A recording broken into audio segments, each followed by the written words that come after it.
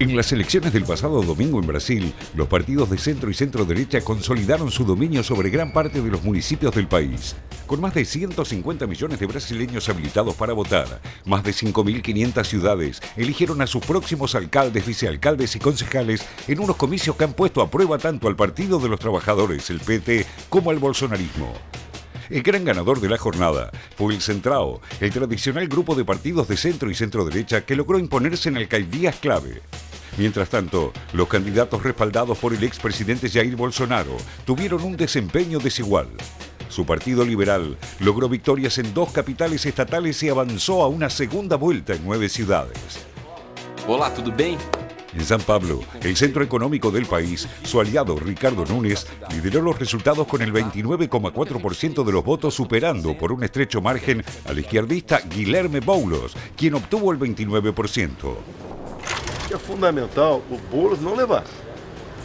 Se levar, além de sanduichar o Tarcísio, né, governo federal e municipal, ele vai encher de gente da laia dele lá à prefeitura.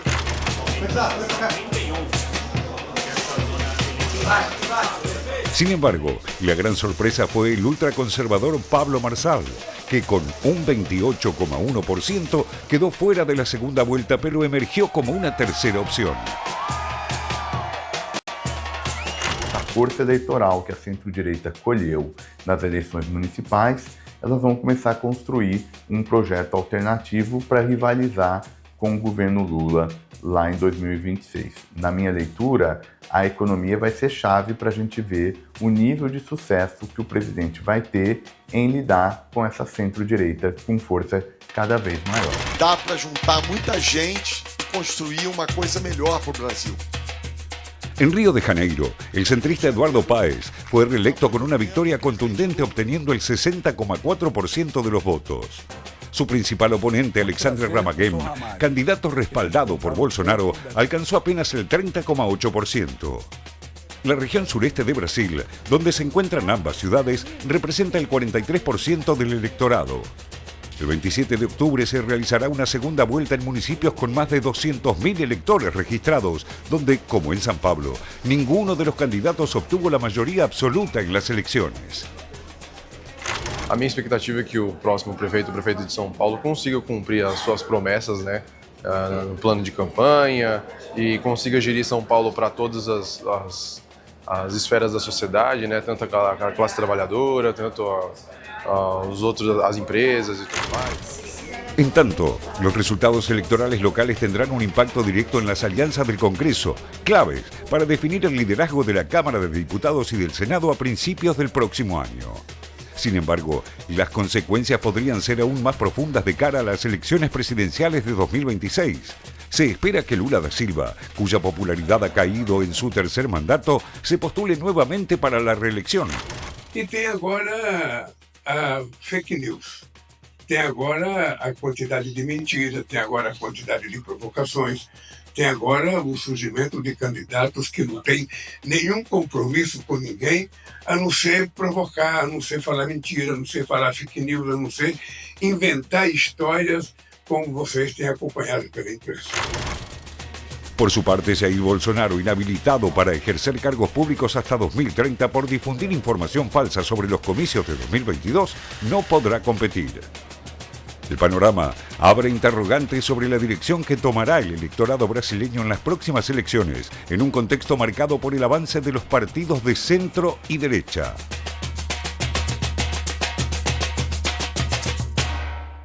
Bueno, allí está en este informe lo que pasó el domingo pasado en estas elecciones municipales y la proyección que tienen estos comicios para la presidencial. Pero a ver, Leticia, si te parece rápidamente, compartimos este mapa, Sí. Increíble la cantidad de colores, porque pues son la cantidad de partidos que han participado justamente de estos Exactamente, comicios. ¿no? El hecho de que se vea de esta manera, Tal bueno, cual. habla de que es algo bien diversificado, ¿no? Totalmente. Cómo fueron las elecciones y, bueno, por supuesto, la particularidad también de la cantidad de municipios donde se llevó adelante la elección, pero bueno, queda muy gráfico con Es los muy colores. impresionante ver, esta ahí lo imagen, estamos viendo cómo Tal cual. del resultado, digamos, de al menos la primera vuelta de estas elecciones, elecciones municipales.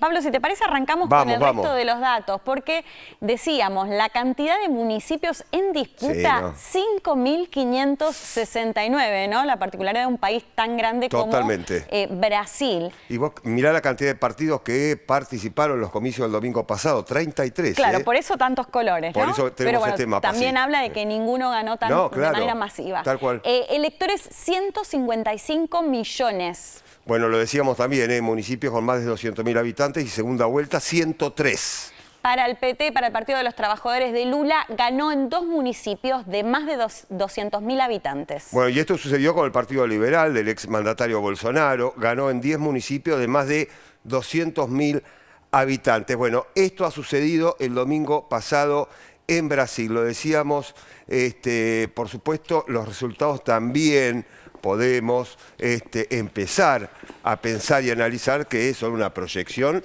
de las elecciones presidenciales que se van a venir en Brasil, ¿no? Exactamente, Pablo, y si decíamos que fue un buen resultado para los partidos, sobre todo especialmente de centro-derecha, o lo que se conoce generalmente como el centrao, yo diría que también, en segundo lugar, claramente el Partido Liberal o el bolsonarismo, porque como lo veíamos ahí, ¿no?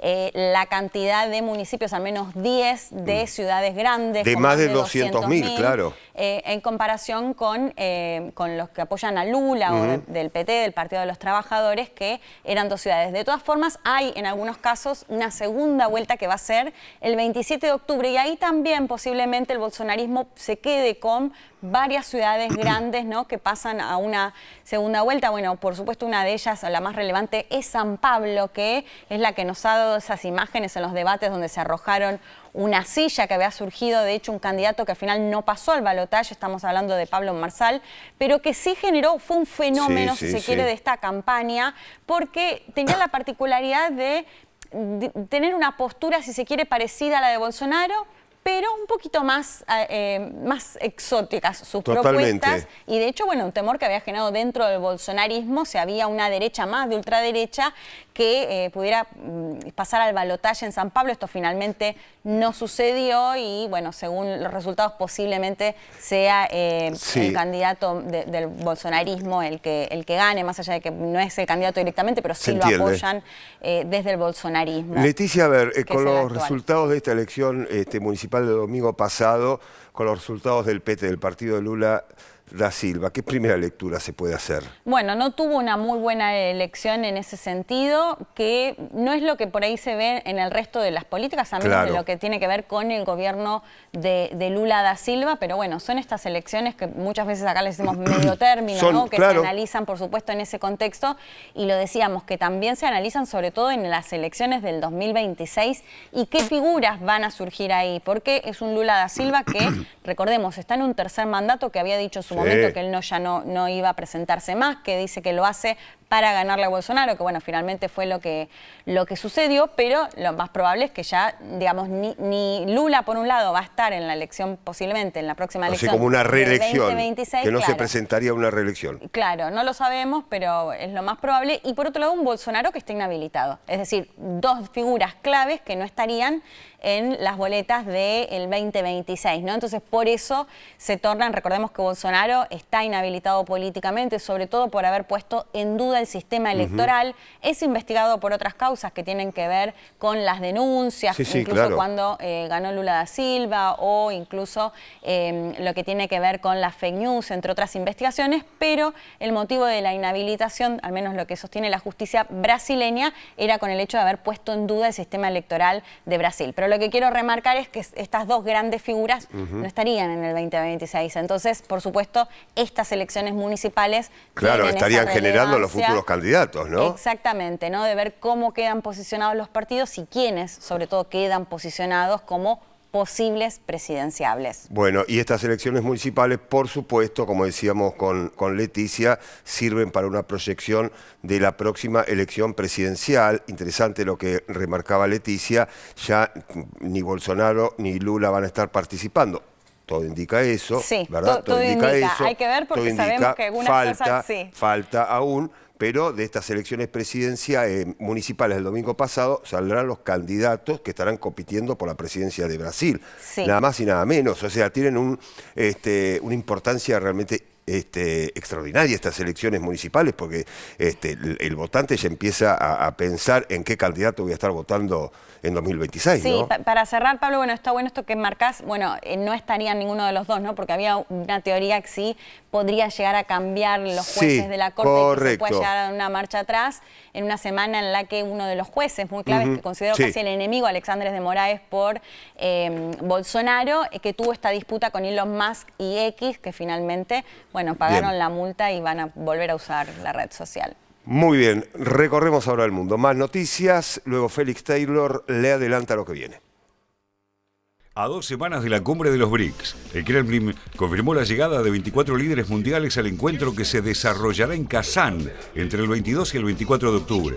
Según el asesor presidencial Yuri Ushakov, participarán en el evento representantes de 32 países de Asia, América Latina, África y Oriente Medio. Taiwán celebra su Día Nacional con las amenazas de China. Las tensiones entre ambos se han vuelto a intensificar después de que más de 20 aeronaves del ejército chino operaran en los alrededores de la isla en las últimas 24 horas, coincidiendo con el Día Nacional de Taiwán. Taipei calificó la maniobra como una clara provocación. Estados Unidos, el adiós al Tropicana.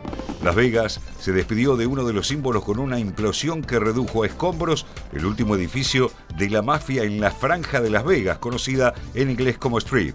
Con un show de fuegos artificiales, las torres del Hotel Tropicana se desplomaron para dar terreno a un estadio de béisbol que utilizará el equipo de Oakland Athletics.